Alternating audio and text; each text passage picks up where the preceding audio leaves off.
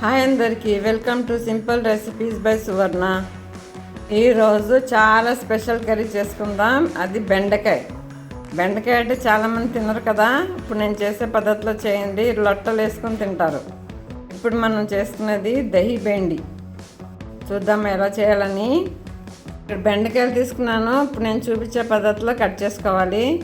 ఇలా కట్ చేసుకుంటే లోపల పుచ్చులు ఏమైనా ఉంటే కూడా కనపడతాయి. ఇలా బాగా స్లిట్ చేసి తర్వాత 3 పీసెస్ అన్నా 4 పీసెస్ అన్నా కట్ చేసుకోవచ్చు. అన్నీ ఇలా కట్ చేసుకున్నాను. ఇప్పుడు కడాయి తీసుకున్నాను. కడాయిలో ఆయిల్ తీసుకోవాలి. దీనికి కొంచెం ఆయిల్ ఎక్కువే పడుతుందండి. టేస్టీగా రావాలంటే కొంచెం ఆయిల్ ఎక్కువే కావాలి.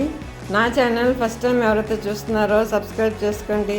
ఆల్రెడీ సబ్స్క్రైబ్ చేసుకున్న వాళ్ళు లైక్ చేయండి, షేర్ చేయండి, కామెంట్ చేయండి. చేసుకున్నారా సబ్స్క్రైబ్? ఇప్పుడు ఈ ఆయిల్లో బెండకాయలు ఫ్రై చేసుకోవాలి. ఇక్కడ బెండకాయలు ఫ్రై అవుతూ ఉంటే మనం మసాలా కోసం ప్రిపేర్ చేసుకుందాం. ఇక్కడ 1 కప్ పెరుగు తీసుకున్నాను. పెరుగులో పసుపు, కారం, ధనియాల పొడి, గరం మసాలా, ఇంకా కొంచెము శనగపిండి అన్న పుట్నాల పొడి అన్న వేసుకోవాలి. నేను పుట్నాల పొడి వేసానండి. ఇప్పుడు ఈ పెరుగుని మంచిగా బీట్ చేసుకోవాలి. లమ్స్ లేకుండా బీట్ చేసుకోవాలి. బెండకాయలతో చేసిన రెసిపీస్ అన్నీ బాగుంటాయి. కొందరికి ఇష్టం ఉంటుందండి బెండకాయ. నేను కూడా తినేదాన్ని కాదు బెండకాయ. ఇప్పుడైతే మంచిగా తింటున్నాను నేను బెండకాయలు. ఇవి హెల్త్కి చాలా మంచిదండి, పెట్టాలి పిల్లలకి కూడా కంపల్సరీ.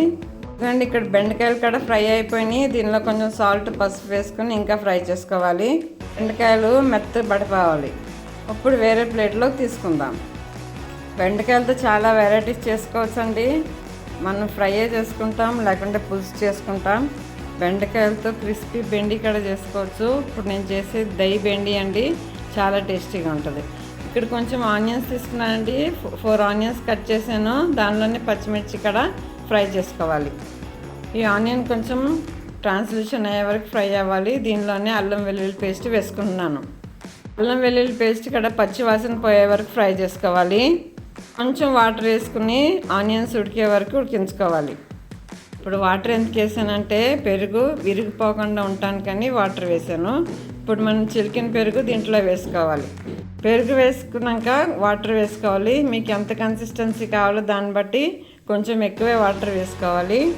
ఇప్పుడు ఇది పెరుగు కదండి, విరగకుండా ఉండటానికి కలుపుతూనే ఉండాలి. మనం కలుపుతూ ఆపాననుకోండి పెరుగు విరిగిపోతుంది. ఇదిగోండి ఇలా బాయిలింగ్ వచ్చే వరకు కలుపుతూనే ఉండాలి. ఇదిగోండి బాయిలింగ్ అవుతుంది కదా.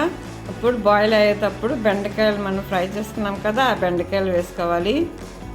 ఇప్పుడు ఈ బెండకాయలు కూడా పెరుగులో కొంచెం ఉడకాలి. బెండకాయలో కూడా మసాలా మొత్తం వెళ్ళాలి కదా. బెండకాయలు కూడా బాయిల్ చేసుకోవాలి, మంచిగా ఉడికించుకోవాలి. కొంచెం చిక్కబడే వరకు ఉడికించుకోవాలి. దీనిలోనే మీరు కావాలంటే కొత్తిమీర కూడా వేసుకోవచ్చు.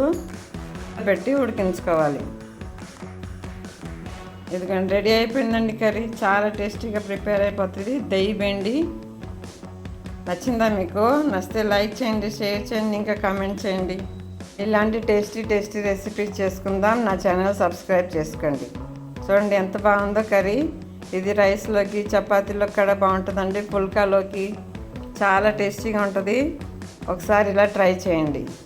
Thank you for watching. Please like, share and subscribe. ఒకసారి ఈ పద్ధతిలో ట్రై చేయండి. ట్రై చేసి మీకు ఎలా వచ్చిందో కామెంట్ చేయండి. నేను చెప్తున్నానండి, పెరుగు వేసినాక కలుపుతూనే ఉండాలి. పెరుగు విరగకుండా ఉంటుంది. పెరుగు విరిగిందంటే టేస్ట్ బాగోదు. Please subscribe.